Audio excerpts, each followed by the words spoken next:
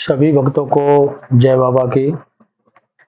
एक बार फिर मैं आप सभी भक्तों के समक्ष उपस्थित हुआ हूँ भक्ति सागर पंचद्वार बराड़ा धाम चैनल के माध्यम से। अब तक मैंने आपको बहुत से सारे तरीके भक्ति के मार्ग पे चलने के लिए बताए और जिसमें सबसे सर्वश्रेष्ठ तरीका जो आपको भक्ति के मार्ग पर चलने के लिए बताया है वो है ओम नमः शिवाय मंत्र का जाप और शिव शिव भोले शंकर की भक्ति के मार्ग पर चलने का मार्ग दिखाया है।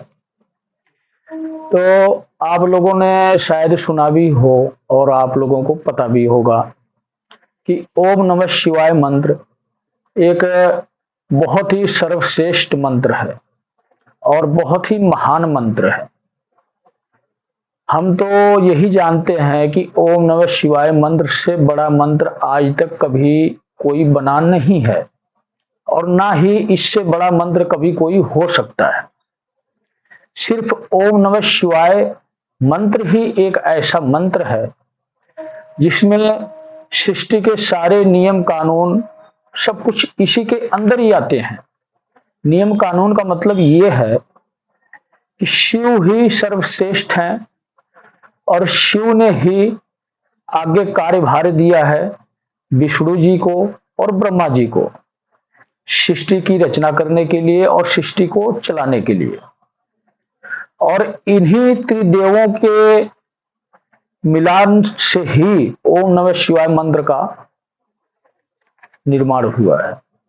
कहने का मतलब ये है कि ओम नमः शिवाय मंत्र एक ऐसा मंत्र है जिसके अंदर ब्रह्मा विष्णु और महेश तीनों लोगों की भक्ति होती है। ऐसा क्यों? हम शिव भक्त हैं तो क्या हमारे लिए ये अनिवार्य है कि ब्रह्मा विष्णु महेश तीनों की भक्ति करना? क्योंकि आपको तो मैंने रास्ता दिखा दिया कि आप शिव भक्त बनो और आपको मंत्र भी दिया गुरु मंत्र। गुरु मंत्र आपकी इच्छा अनुसार है, जिसको आप गुरु बनाओगे उसके नाम का मंत्र करना है आपको। लेकिन मोक्ष की प्राप्ति के लिए आपको मार्ग दिखाया मैं कि आप ओम नमः शिवाय मंत्र की माला करें या जाप करें। लेकिन ओम नमः शिवाय का आज मैं आपको तात्पर्य समझा रहा हूं कि ओम नमः शिवाय का मतलब क्या है। ओम नमः शिवाय का मतलब ब्रह्मा विष्णु महेश तीनों लोगों की भक्ति सिर्फ एक ही मंत्र में हो जाती है। और ऐसा क्यों है? हम शिव भक्त हैं तो सिर्फ शिव की भक्ति करनी चाहिए, यह सत्य है कि हम शिव भक्त हैं तो हमें सिर्फ शिव की भक्ति करनी चाहिए। लेकिन हमें ये जो जीवन मिला है ये किसने दिया है? जीवन दान देने वाले विष्णु हैं जो कि शिव की इच्छा से इस सृष्टि में जो भी प्रतिक्रिया चल रही है, कहने का मतलब जो भी जीव प्राणी या पेड़ पौधे जो कुछ भी है सब में एक जीव होता है और सबको चलाने वाले विष्णु होते हैं। तो हमारे मालिक विष्णु हुए, उन्होंने तो सृष्टि की रचना करवाई है महादेव ने, इसलिए विष्णु का नाम लेना अनिवार्य है। और ब्रह्मा का नाम क्यों आता है ओम नमः शिवाय में? स्पष्ट रूप से नाम नहीं आया है, लेकिन ब्रह्मा विष्णु महेश तीनों लोगों का समीकरण ही है ओम नमः शिवाय। ब्रह्मा जी ने सृष्टि की रचना की है, सृष्टि के जो भी नियम हैं उसको लिखा है कि इस नियमों से सृष्टि को चलाना है। धर्म अधर्म जो भी है और हमें किस नियम से चलना चाहिए, इस सृष्टि में क्या क्या उन्होंने निर्माण किया है, किस कार्य के लिए निर्माण किया है। जिस प्रकार की ग्रह हो गए, नौ ग्रह हो गए, ब्रह्मांड हो गया और भी अनेकों प्रकार के धातु जिसकी आवश्यकता हमारे जीवन में पड़ सकती है, इन सब का निर्माण ब्रह्मा जी ने किया है। लिख दिया उन्होंने कि ये सब सृष्टि में होना चाहिए। विष्णु जी ने सारा सृष्टि को चलाने के लिए अपनी व्यवस्था संभाल ली हमेशा के लिए। शिव तो सिर्फ संहारक हैं। आप लोगों ने सुना होगा शिव आदि शिव अनादि, और शिव आरंभ शिव अंत। शिव आरंभ और शिव अंत का मतलब कि शिव ने ही इस सृष्टि की रचना करवाई है। ब्रह्मा और विष्णु को मार्गदर्शन दिया कि आप इस प्रकार से कार्य करो। स्वयं शिव ने ही ब्रह्मा को आदेश दिया और विष्णु को आदेश दिया। उनकी इच्छा से इस सृष्टि की रचना हुई है। और आज सृष्टि में जितने भी रहने वाले प्राणी हैं सब विष्णु जी के अंतर्गत आते हैं। और ब्रह्मा जी एक बार अपना सारा नियम और वेद पुराण जो भी मतलब है उन्होंने रचना की, और इसके बाद वो अलग हो गए। उनका रोल खत्म हो गया। कहने का मतलब ये है कि उनका सिर्फ इतना ही कार्य था। आगे बचा कौन? शिव और विष्णु। विष्णु को सृष्टि चलानी है और शिव को सृष्टि की सुरक्षा और संरचना दोनों का ध्यान रखना है। इसलिए जहां पर भी आवश्यक होता है, जिस भी युग में आवश्यक होता है, विष्णु की मदद करने के लिए स्वयं शिव अवतरित होते हैं पृथ्वी पर। किसी भी स्वरूप में अवतरित हो सकते हैं, जैसे हनुमान जी का अवतार हुआ है, और भी अनेकों जहां भी आवश्यकता पड़ी है दैविक शक्तियां प्रकट हुई हैं, शिव से भी संबंधित और विष्णु से भी संबंधित। सिर्फ यही दो देव ऐसे देव हैं जो कि दोनों एक दूसरे के पूरक हैं। मतलब अगर शिव नहीं है तो विष्णु नहीं है, विष्णु नहीं है तो शिव नहीं है। और उसी प्रकार ब्रह्मा भी है। ब्रह्मा का कार्य समाप्त हो चुका है, लेकिन विष्णु का कार्य कभी समाप्त नहीं होगा जब तक यह सृष्टि रहेगी। विष्णु अपना निरंतर कार्य करते रहेंगे, और जहां कहीं भी आवश्यकता लगेगी वहां शिव विष्णु की मदद करने के लिए आएंगे। और विष्णु ही शिव है, शिव ही विष्णु है। सिर्फ स्वरूप दोनों अलग अलग है सृष्टि को चलाने के लिए। कहते हैं ना कि कर्म प्रधान होता है, उसी प्रकार विष्णु इस सृष्टि के पूजनीय हैं। पृथ्वी पे सबसे सर्वश्रेष्ठ पूजनीय है, क्योंकि वो सृष्टि के नियमों के पालन करता है। जो भी सृष्टि के नियम बनाए गए हैं उसका वो पालन कर रहे हैं, और उसी प्रकार हमारी जीवनी चल रही है। और शिव का अहम रोल क्या है? शिव का अहम रोल है कि इस सृष्टि को बचा कर रखना। इसके लिए जहां भी उनको आवश्यकता लगती है वहां वो विष्णु की मदद के लिए आते हैं। और आपने सुना होगा कि शिव हमेशा राम के ध्यान में लीन होते हैं। ये विष्णु का पहला अवतार था, इसलिए सबसे प्रिय राम शब्द हुआ है शिव के लिए। लेकिन अब सच ये है कि शिव हमेशा विष्णु के ध्यान में खोए होते हैं, और विष्णु हमेशा शिव के ध्यान में खोए होते हैं। दोनों एक दूसरे के पूरक हैं। मुक्ति हमें मिलती है विष्णु जी के पास, और मोक्ष हमें मिलता है शिव के पास। इसलिए ओम नमः शिवाय मंत्र का उच्चारण इसीलिए हुआ है जो सबसे सर्वश्रेष्ठ है। ओम नमः शिवाय में ब्रह्मा विष्णु महेश तीनों लोगों का समागम हुआ है। और इस मंत्र का अगर हम जाप करते हैं तो हमारी तीनों भक्ति पूर्ण होती है, और तीनों भक्ति पूर्ण जब होती है तो हमें मोक्ष की प्राप्ति होती है। भक्ति तीनों हमारी कब पूर्ण होगी? कि जब सृष्टि के नियमों का भी हम पालन करेंगे, वेद पुराणों का भी पालन करेंगे और ईश्वर को भी मानेंगे, जब इन तीनों रास्तों पर हम चलेंगे तो तभी हम ओम नमः शिवाय का मंत्र का जाप पूर्ण कर सकेंगे। आज मैं आपको बताता हूं कि ओम नमः शिवाय का असली तात्पर्य क्या होता है। ओम आप लोग सुने भी होंगे, शायद पता भी हो कि ओम में पूरा ब्रह्मांड आ जाता है। ब्रह्मांड का मतलब ब्रह्मा, ओम के पूरक ब्रह्मा है। और नमः, नमः का मतलब नारायण है। नारायण सृष्टि को चलाने वाले हैं, इसलिए ये बीच में आते हैं।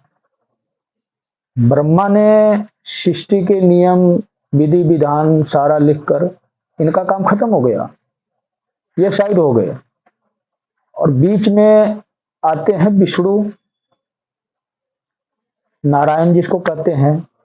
नारायण से ही ये नमः शब्द है, जिसका तात्पर्य है, नमः का तात्पर्य है नारायण। और सबसे लास्ट में आते हैं जिसको हम कहते हैं शिवाय। शिवाय का मतलब शिव। आप ये देख लो कि ओम नमः शिवाय में ब्रह्मा विष्णु महेश तीनों का समागम है,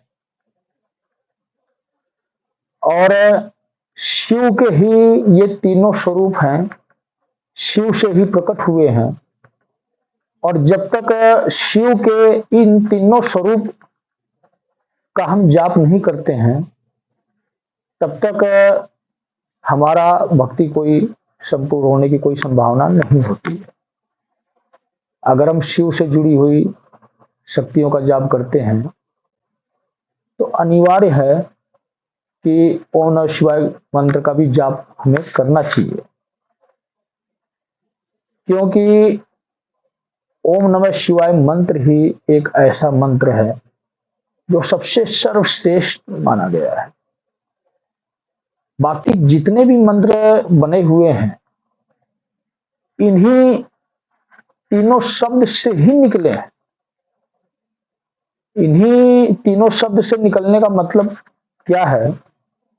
जैसे ओम है, अन्य कोई भी मंत्र होगा, अक्सर आपको ओम स्टार्टिंग में लगा हुआ मिलता है। नमः शब्द भी अक्सर मंत्र के उच्चारण में कहीं ना कहीं आपको मिलेगा। शिवाय शब्द भी मिल जाता है, पूरा शिवाय नहीं मिलता है, लेकिन वो ता के रूप में अक्सर मिल जाता है। जैसे मामृतात बोलते हैं, महामृत्युंजय मंत्र में आता है लास्ट में, ता शिव से ही संबंधित वाक्य दिया गया है। ये तीनों का समागम हर मंत्र में मिलेगा। शिव और शक्ति, उन्हीं दोनों की वजह से ये मंत्र का निर्माण हुआ है, ओम नमः शिवाय, जिसमें सभी लोग आ जाते हैं, जितने भी अन्य देवी देवता हैं। अगर हम ओम नमः शिवाय मंत्र का जाप कर रहे हैं, इस मंत्र को ना तो कोई आज तक काटने वाला हुआ है और ना ही काटने वाला कभी होगा। इस मंत्र की कोई काट नहीं है, इसीलिए कहते हैं कि सबसे सर्वश्रेष्ठ मंत्र यही है। और बहुत से लोगों के मन में ये भ्रम है, विष्णु जी से ब्रह्मा जी प्रकट हुए और शिव जी प्रकट हुए। मतलब ये कि सबसे सर्वश्रेष्ठ विष्णु को लोग मानते हैं। काफी लोग ऐसे हैं, अलग अलग विचार लोगों के रखे हुए हैं। सत्य क्या है इसके बारे में किसी को पता नहीं है।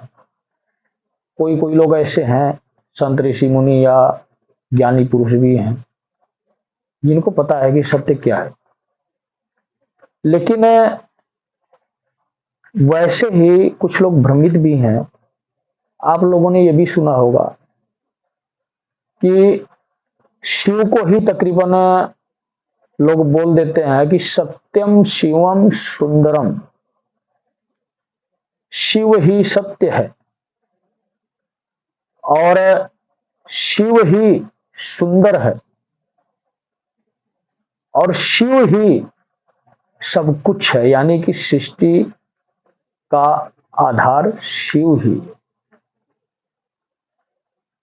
सत्यम का मतलब जो ब्रह्मा का लेख है, ब्रह्मा ने जो लिख दिया वही सत्य है। कहते हैं ना, ये ब्रह्मा का लेख है, ये मिटाने से नहीं मिटने वाला। तो ब्रह्मा का लिखा हुआ लेख ही सत्य है। ब्रह्मा ने जो कुछ भी सृष्टि में घटित होने का लिखा है और सृष्टि में जो कुछ भी एक बार लिख दिया कि ये प्राकृतिक चीजें होंगी, वही चीजें सत्य है। शिवम का मतलब स्वयं शिव जिन्होंने ये सब करवाया, और सुंदरम का मतलब इस सृष्टि को सुंदर कौन बनाया है? विष्णु ने बनाया है। अनेकों अवतार लिए, हम इंसानों की, प्राणियों की रक्षा किए, हमारे संरक्षक बनकर हमारे साथ रहे।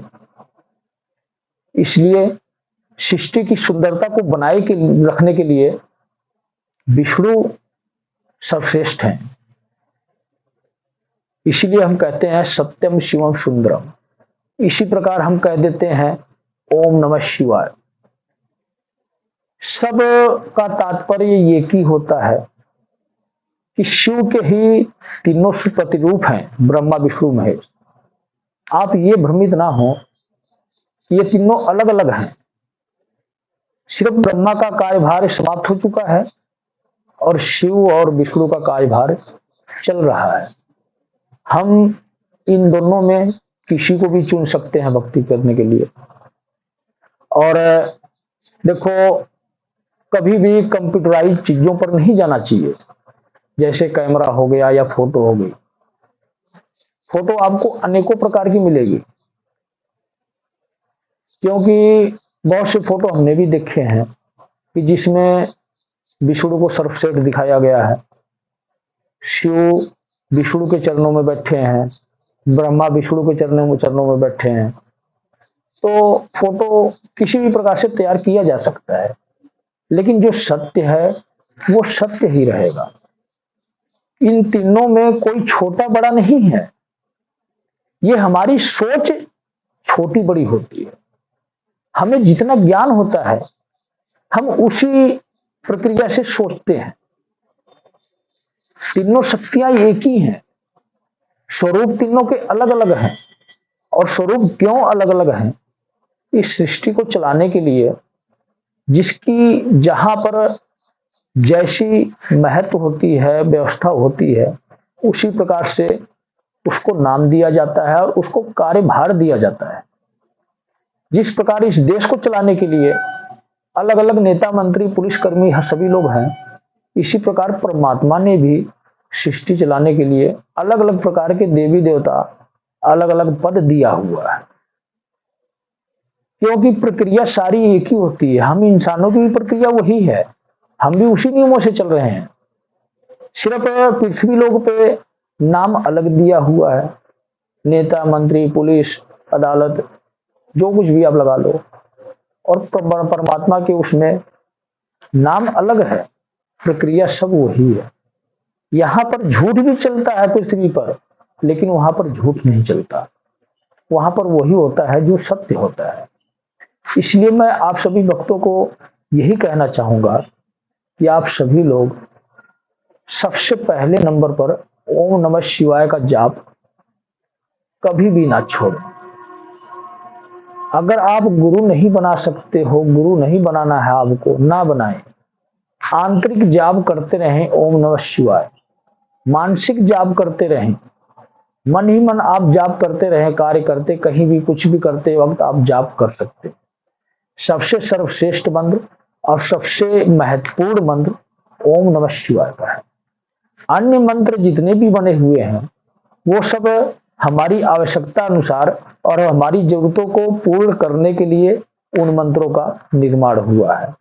हमें जैसी आवश्यकता होती है उस प्रकार के मंत्रों का हम जाप करते हैं। लेकिन यही एक मंत्र ऐसा मंत्र है सिर्फ ओम नमः शिवाय का, जिसमें पूरे पूरे ब्रह्मांड की पूजा हो जाती है, पूरी सृष्टि की पूजा हो जाती है, और सृष्टि और ब्रह्मांड को रचने वाले स्वयं शिव की पूजा हो जाती है। अगर हम ओम नमः शिवाय मंत्र का जाप करते हैं तो जितने भी अवतार हुए हैं, चाहे वो शिव के हों, चाहे वो विष्णु के हों, अन्य सभी अवतारों की भक्ति ओम नमः शिवाय मंत्र में समाहित होती है। वो आपकी इच्छा है कि आप अन्य किसी देवी देवता की भक्ति करना चाहते हैं, आप उसकी भी कर सकते हैं। लेकिन मैं तो आपसे यही निवेदन करूंगा कि आप ओम नमः शिवाय मंत्र को महानता दें और कोशिश करें कि ओम नमः शिवाय का मंत्र आप हमेशा, जब तक आप जीवित हैं, इस पृथ्वी पर हैं, तब तक जाप करते रहें। आप अन्य भी नियम बनाएं, और भी देवी देवताओं को पूजा पाठ भक्ति करने के नियम बनाएं, जिसको जो आपको प्रिय है, जिसको आप महानता देते हो, उनकी भी भक्ति करो। लेकिन ओम नमः शिवाय मंत्र सबसे सर्वश्रेष्ठ मंत्र होना चाहिए। ओम में ही पूरा ब्रह्मांड समाहित है और नमः में ही सृष्टि के सारे नियम, जीव जंतु सभी लोग समाहित हैं। विष्णु से जुड़े हुए जितने भी कार्यभार हैं सब इसी में समाहित है। और शिवाय तो है ही निराकार, शिव ही निराकार है, शिव ही सब कुछ है। तो इसलिए ओम नमः शिवाय। सभी भक्तों को जय बाबा की।